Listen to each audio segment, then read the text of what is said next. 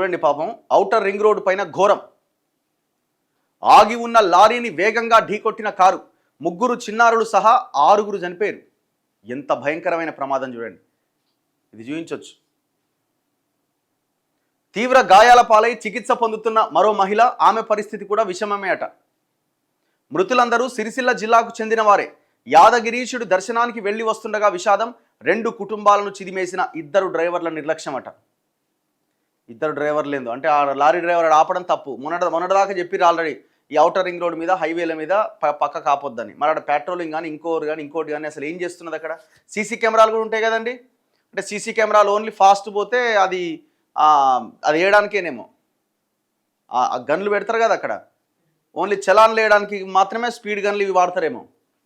ఒక దగ్గర లారీ ఆగితే వెంటనే మీకు ఒక అలారం సిస్టమ్ వచ్చేలాగా, ఒక వెహికల్ ఆగితే సిస్టమ్ వచ్చేలాంటి ఒక నెట్వర్క్ అనేది ఉండాలి కదా. ఏం లాభం? 6 ప్రాణాలు గాల్లో కలిసిపోయినాయి. ఎంత వేగంతో పోతాయి అవి? ఈ బండి అసలే ఇది ఏందో వ్యాగనార్. ఇది వ్యాగనారు ఏం తుక్కు అయిపోయి లాస్ట్ సీట్ దాకా పోయింది. అది మొత్తం డ్యామేజ్ అయింది. వాళ్ళు ఏం మాట్లాడుకుంటూ పోతున్నారో, ఎంత స్పీడ్తో. మినిమం 100 కదా, అక్కడ 120 కదా. ఎంత లేదన్నా అక్కడ జనరల్గానే 100 పోతుంది, 80 to 100 మినిమం పోతుంది.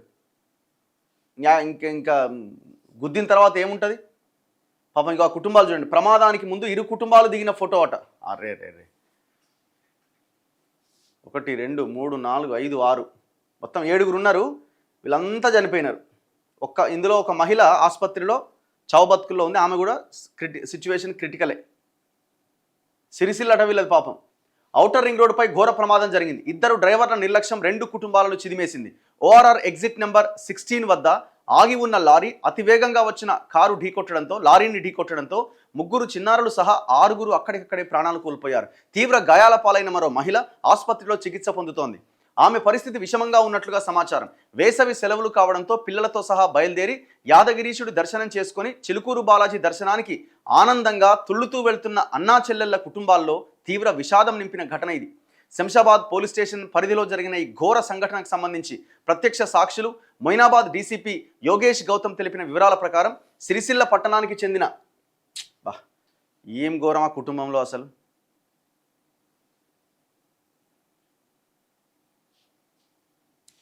శ్రీరామ బీడీ కంపెనీ యజమాని అట. శ్రీరామ బీడీ కంపెనీ ఒకటి ఉందట. ఆ కంపెనీ యజమాని బొల్లి రాజు, భాగ్యలక్ష్మి దంపతుల కుమారుడు బొల్లి శివకుమార్ 37 సంవత్సరాలు. ఆయన భార్య రాజేశ్వరి అలియాస్ లాస్య 34. వారి కుమార్తె రిషిత 5 ఏళ్ల పాప. శివకుమార్ సోదరి కోడం శ్వేత, ఆమె భర్త శ్రీనివాస్ ఏజ్ 40 సంవత్సరాలు. వారి కుమారులు కృష్ణచంద్ర 13 ఏళ్ళు, మాధవ్ 10. మొత్తం అన్న చెల్లి 2 కుటుంబాలు, ఇద్దరు పిల్లలు. శుక్రవారం తెల్లవారుజామున హైదరాబాద్లోని సనత్ నగర్ నుంచి శివకుమార్ సొంత కారు వ్యాగనార్ TS 23 F2298లో బయలుదేరి యాదగిరిగుట్ట వెళ్లి లక్ష్మీ నరసింహస్వామి దర్శనం చేసుకున్నారు. అనంతరం అక్కడి నుంచి బయలుదేరి చిలుకూరు బాలాజీ ఆలయానికి బయలుదేరారు. అక్కడ దర్శనం అయిపోయిన తర్వాత సాయంత్రం గచ్చిబౌలిలో షాపింగ్ చేసుకొని సనత్ నగర్ వెళ్ళాలి అనేది వారి ప్రణాళిక. ఈ మేరకు ఘట్కేసర్లో టోల్ 9 వద్ద ఔటర్ రింగ్ రోడ్ ఎక్కిరట. సాయంత్రం 4 గంటల సమయంలో శంషాబాద్ ఎగ్జిట్ సమీపంలోకి రాగానే వారి కారు రోడ్డు పక్కనే ఆగి ఉన్న ఒక లారీని వేగంగా ఢీకొట్టింది.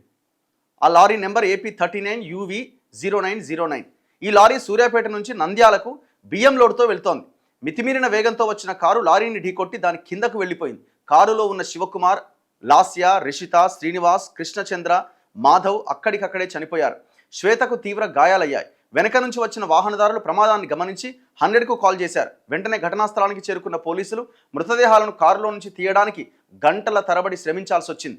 ఎట్టకేలకు భారీ క్రేన్ సహాయంతో కారును వెనక్కి లాగి మృతదేహాలను బయటకు తీశారు. మొత్తం కారు లోపలికి వెళ్ళిపోయింది ఆ దాంట్లోకి.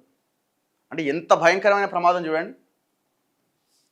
గాయపడ్డ శ్వేతను తొలుత సమీపంలోని ట్రైడెంట్ ఆసుపత్రికి, ఆ తర్వాత మరింత మెరుగైన చికిత్స నిమిత్తం హైదరాబాద్లోని మరో ఆసుపత్రికి తరలించారు. ఈ ప్రమాదంపై కేసు నమోదు చేసుకున్న పోలీసులు మృతదేహాలను పోస్టుమార్టం నిమిత్తం ఉస్మానియా ఆసుపత్రికి తరలించారు. అప్పటికే శవ పంచనామా సమయం దాటిపోవడంతో మృతదేహాలను మార్చురీలో భద్రపరిచారు. శనివారం ఉదయం 11 గంటలకు పోస్టుమార్టం నిర్వహించబోతున్నారు. ప్రమాదం విషయం తెలుసుకున్న మొయినాబాద్ డీసీపీ యోగేష్ గౌతమ్ ఘటనా స్థలాన్ని సందర్శించి స్థానిక సీఐ నరేందర్ రెడ్డిని వివరాలు అడిగి తెలుసుకున్నారు. కారు నడిపిన శివకుమార్ నిద్రమత్తులో ఉండడం ఈ ప్రమాదం జరిగి ఉండవచ్చని డీసీపీ పేర్కొన్నారు. ఇప్పుడు లారీ ఆగున్నదేమో కానీ మిస్టేక్ మాత్రం నడిపే అతనిదే. ఏదో ఫోన్ చూసుకుంటున్నాడో లేకపోతే మరి ఏమైంది, ఏం ఫ్రాక్షన్ ఆఫ్ సెకండ్సే కదా, ఏముంటుంది, ఎదురుగా వెహికల్ ఉన్నది, కొట్టిపడేసిండు. కారు నడిపిన శివకుమార్ నిద్రమత్తులో ఉండడం ఈ ప్రమాదం జరిగి ఉండవచ్చని పేర్కొన్నారు. అలాగే ఓఆర్ఆర్ పైన వాహనాలు ఆపడం నిషిద్ధం అయినప్పటికీ లారీ డ్రైవర్ శ్రీనివాస్ ఎలాంటి హెచ్చరికలు లేకుండా ఔటర్ రింగ్ రోడ్డుపై లారీ నిలిపారు. ఔటర్పై స్పీడ్ లేన్లో 120 కిలోమీటర్ల దాకా వేగంతో వాహనాలు వెళ్ళొచ్చు. కానీ ప్రమాద తీవ్రత చూస్తే కారు వేగం 120 కిలోమీటర్ల కంటే ఎక్కువగానే ఉన్నట్టు తెలుస్తోంది. డ్రైవర్ కనీసం బ్రేక్ వేసిన ఆధారాలు కూడా కనిపించట్లేదట. అంటే మేబీ అంతే, ఆ వేగంతో అట్లా వెళ్తున్నది, ఎదురుగా లారీ ఉన్నదాన్ని గమనించలేకపోయినాడు, ఆయన చూపు ఎదురుగా లేనట్టున్నది. కారు లారీలపైన పెండింగ్ చలాన్లు ఉన్నాయట. ప్రమాదానికి గురైన కారుకు గతంలో ఓవర్ స్పీడ్ చలానాలు 2 ఉన్నాయి. గత నవంబర్ ఫిబ్రవరి నెలల్లో ఈ చలాన్లు ఉన్నాయి. అలాగే లారీకి కూడా 3 రాంగ్ పార్కింగ్ చలాన్లు పెండింగ్లో ఉండడం గమనార్హం. ఇవి కామన్ లేండి, చలాన్లు ఏముందండి, అందరికునే, నాకునే, నీకునే, అందరికునే, అన్ని ఆగమాగం కొట్టుడే కదా, ఏముందడా. ఏ హైవే ఎక్కినా చలాన్ లేని మనం బయటకు వచ్చేటట్లేదు కదా. మనం వద్దన్నా 80 స్పీడ్ ఆటోమేటిక్ ఎక్కడో దగ్గర క్రాస్ అవుతుంది, అక్కడ గన్ ఉంటుంది, కొట్టి పడేస్తుంది.